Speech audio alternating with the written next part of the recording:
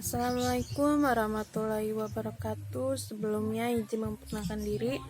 Perkenalkan, nama saya Putri Nadia dengan nomor induk mahasiswa 201130238. Baiklah, di sini saya akan menjawab pertanyaan dari soal UAS, yaitu mata kuliah hukum pidana. 1. Sebutkan dan jelaskan macam-macam hukum pidana material, hukum pidana formil, dan hukum pidana umum, hukum pidana khusus. Yang B. Di dalam tujuan hukum pidana terdapat teori mutlak pembalasan, teori relatif, teori tujuan, dan teori gabungan. Pertanyaannya, tolong jelaskan tujuan hukum pidana berdasarkan ketiga teori tersebut. Jawabannya, yang pertama adalah jenis-jenis hukum pidana.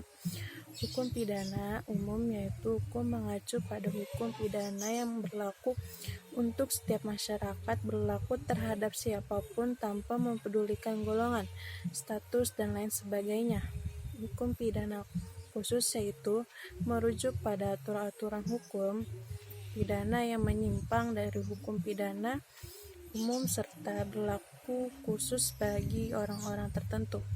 Hukum pidana material adalah aturan hukum yang membuat tindakan pidana, di mana di sini termuat rumusan perbuatan pidana dan membuat syarat dan aturan untuk pelaku pidana. Sumber hukum material inilah yang menentukan isi peraturan hukum yang sifatnya mengikat orang. Hukum pidana formil yaitu ketentuan hukum pidana yang mengatur tentang bagaimana cara menyelesaikan perkara pidana yang berkaitan dengan penyelenggaraan terhadap hukum pidana material melalui proses peradilan pidana. Yang B adalah tujuan hukum pidana. Teori mutlak.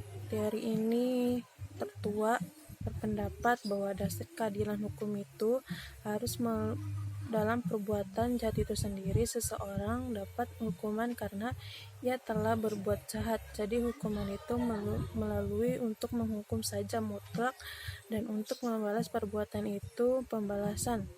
Teori relatif. Teori tujuan. Teori ini berpendapat dasar hukum bukanlah pembalasan, tetapi lebih kepada maksud atau tujuan hukuman. Artinya tujuan ini mencari manfaat daripada hukuman.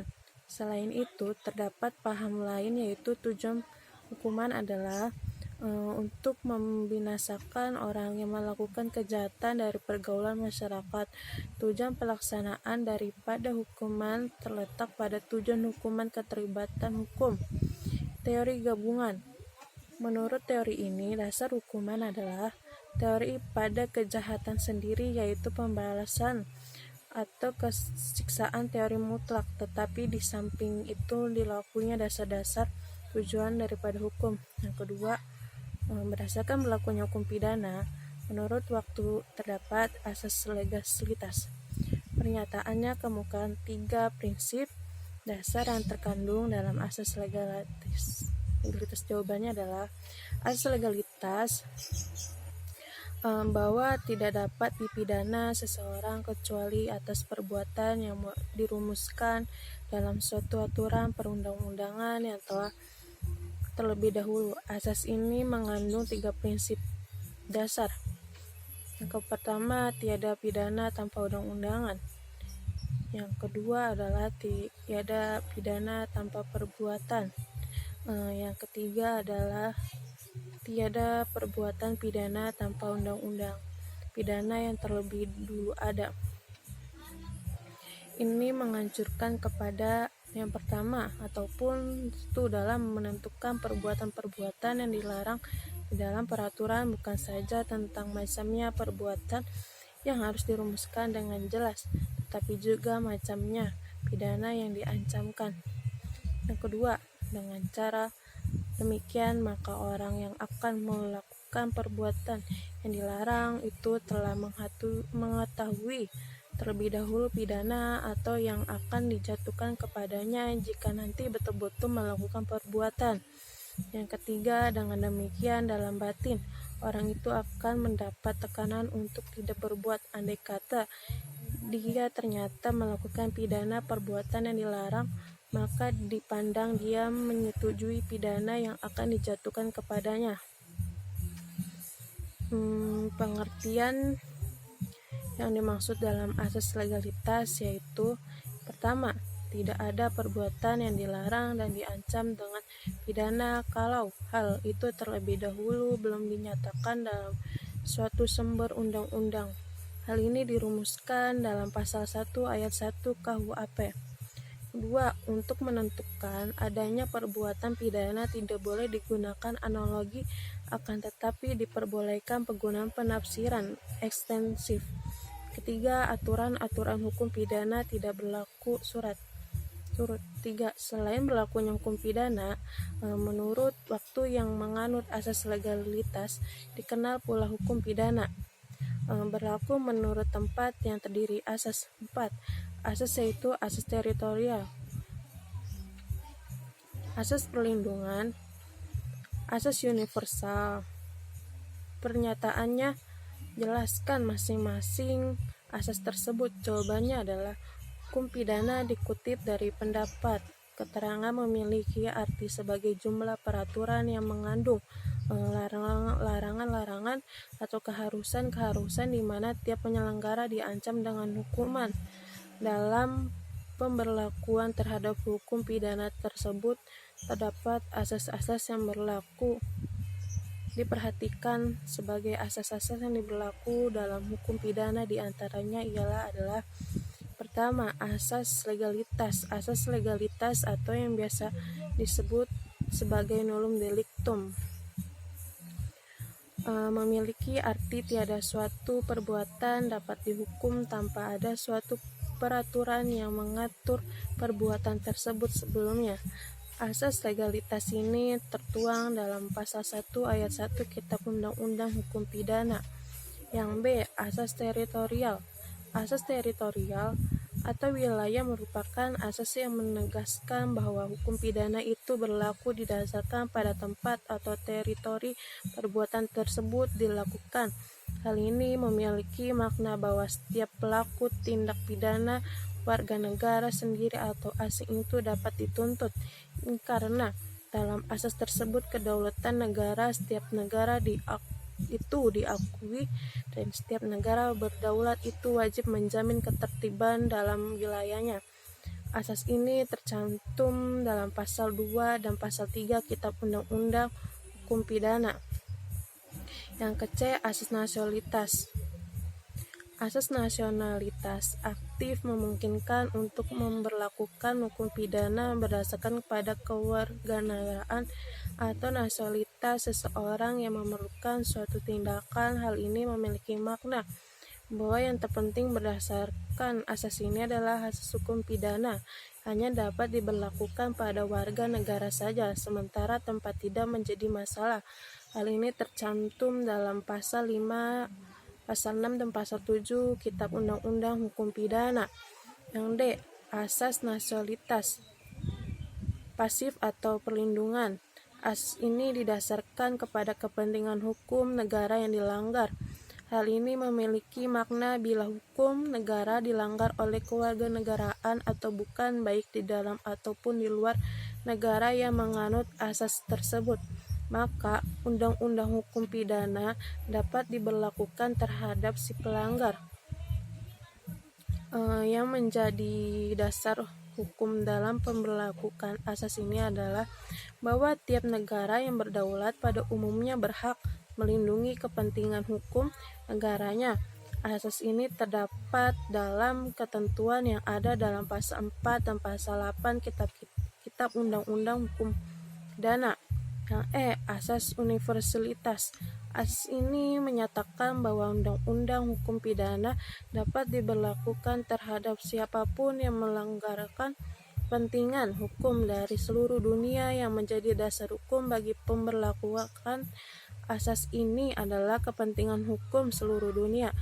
Asas ini tercantum dalam pasal 4 ayat 2 Kitab Undang-Undang Hukum Pidana. 4. Sebutkan unsur-unsur percobaan dan berikan contoh dan dasar hukumnya. Jawabannya adalah unsur-unsur percobaan. Seseorang laki-laki bernama A ingin berniat melakukan percobaan pembunuhan. ia telah menyiapkan golok tajam yang akan digunakan untuk membunuh target korban yaitu B. Pada malam hari si A memasuki rumah B dengan membawa golok tajam menuju kamar si B. Lalu terlihat si B sedang tertidur pulas, tidak mengetahui sama sekali jika A masuk ke kamarnya, dan ketika si A ingin menusuk si B dengan golok tajamnya itu, si A sadar dan khilaf akan perbuatannya lalu tidak jadi menusuk si B dan pergi pulang. Apakah yang dilakukan si A termasuk perbuatan Tidak. Perbuatan tersebut tidak bisa dikenakan sanksi pidana percobaan pembunuhan pasal 53 ayat 1 KUHP walaupun telah ada niat dan telah adanya permulaan pelaksanaan mencoba membunuh, tetapi tidak selesainya perbuatan tersebut karena kehendak sendiri ia sadar dan hilaf karena unsur-unsur percobaan melakukan tindak pidana dalam pasal 53 KUHP. 1. Niat. Yang kedua, adanya permulaan pelaksanaan. Yang ketiga, tidak selesainya pelaksanaan pembunuhan itu bukan semata-semata disebabkan karena kehendaknya sendiri. Dalam contoh kasus tersebut, si A tidak jadi membunuh si B atas kehendaknya A sendiri karena khilaf dan sadar lalu pergi pulang, tidak dapat dikenakan pasal percobaan pembunuhan, kecuali jika si A tidak selesai membunuh si B bukan karena kehendaknya sendiri tetapi karena si B sudah terbangun dari tidurnya dan telah mengetahui dan si B merekam kejadian tersebut dan si A dapat dikenakan sanksi pidana percobaan pembunuhan. 5. Di dalam hukum pidana ada namanya alasan penghapus pidana yaitu alasan pembenar dan pemaaf. Pernyataannya sebutkan dan jelaskan perbedaan tersebut dan berikan contoh beserta dasar hukumnya. Jawabannya adalah dalam teori hukum pidana dikenakan dua jenis alasan yaitu alasan pembenar dan alasan pemaaf. Di dalam KUHP, kitab undang-undang hukum pidana dijelaskan rinciannya apa itu dua jenis alasan tersebut. Alasan pembenar yaitu perbuatan yang dilakukan dalam keadaan darurat pasal 48 KUHP. Kedua, peraturan yang dilakukan karena pembelaan terpaksa pasal 49 ayat 1 KUHP. 3. Perbuatan untuk menjalankan peraturan perundang-undangan pasal 50 KUHP. 4. Perbuatan untuk menjalankan perintah jabatan yang sah pasal 51 KUHP. Sedangkan alasan pemaaf yaitu perbuatan yang dilakukan oleh orang yang tidak mampu bertanggung jawab pasal 44 KUHP. Perbuatan yang dilakukan karena terdapat daya paksa pasal 48 KUHP. Perbuatan karena pembelaan terpaksa yang melampaui batas pasal 49 ayat 2 KUHP. Perbuatan yang dilakukan untuk menjalankan perintah jabatan yang tidak sah pasal 51 ayat 2 KUHP.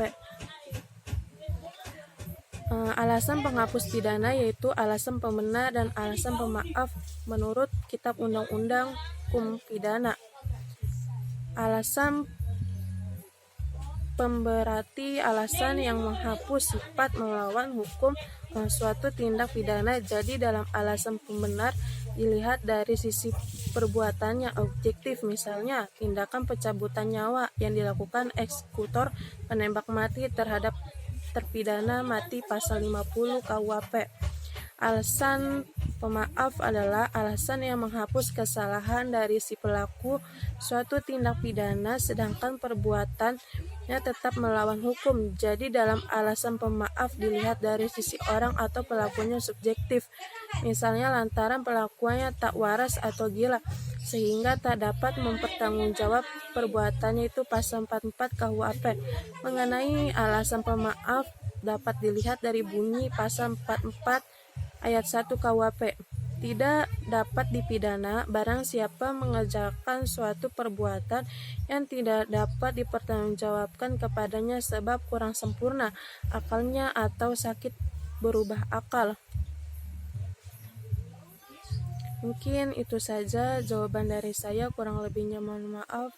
Wabillahi taufiq wal hidayah. Wassalamualaikum warahmatullahi wabarakatuh.